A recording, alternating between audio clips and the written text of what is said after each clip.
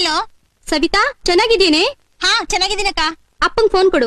ಅಪ್ಪ ಅಕ್ಕನ್ ಫೋನ್.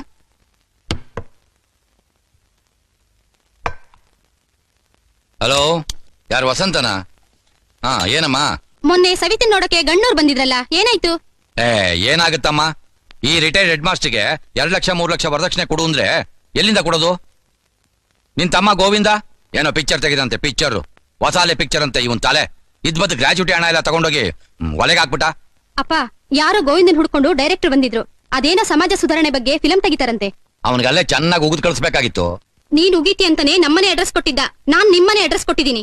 ಕಳ್ಸು ಸರಿಯಾಗಿ ರಿಪೇರಿ ಮಾಡ್ತೀನಿ ಅವನಿಗೆ. ಇನ್ನೇನಮ್ಮ ವಿಶೇಷ? ನಮ್ ಕಾಲೇಜ್ನಲ್ಲಿ ಕುಮಾರ್ ಅಂತ ಸೋಷಿಯಾಲಜಿ ಲೆಕ್ಚರರ್ ಇದ್ದಾರೆ. ವಿಚಾರವಾದಿಗಳು. ವರದಕ್ಷಿಣೆ, ಹೆಣ್ಣಿನ ಶೋಷಣೆ ವಿರುದ್ಧ ತುಂಬಾ ಹೋರಾಟ ಮಾಡ್ತಿದ್ದಾರೆ. ನಮ್ ಸವಿತನ್ ಮದ್ವೆ ವಿಷಯನ ಮಾತಾಡಿದೀನಿ, ಅವರು ಇಂಟ್ರೆಸ್ಟ್ ತೋರಿಸಿದ್ದಾರೆ. ಸರಿ, ಸವಿತಿ ನೋಡಕ್ ಯಾವ ಬರ್ತಾರಂತಮ್ಮ? ಅವ್ರ ಆಡಂಬರ ಎಲ್ಲ ಇಷ್ಟಪಡಲ್ಲ, ಯಾವಾಗ ಬೇಕಾದ್ರೂ ಬರ್ಬೋದು. ಸರಿ ಅಮ್ಮ. ಸವಿತಾ, ಏನಪ್ಪಾ? ನೀನ್ ನೋಡೋದಕ್ ನಿಮ್ಮ ಅಕ್ಕ ಯಾವ್ದೋ ಗಂಡು ಕಳಿಸ್ತಾಳಂತೆ. ನಿನ್ ಅಜ್ಜಿ ಮನೆಗೆ ಹೋಗ್ಬೇಕು ಅಂತಿದ್ದಲ್ಲ, ಹೌದು, ಬೇಗ ಹೋಗಿ ಬಂದ್ಬಿಡು. ಸರಿಪಾ.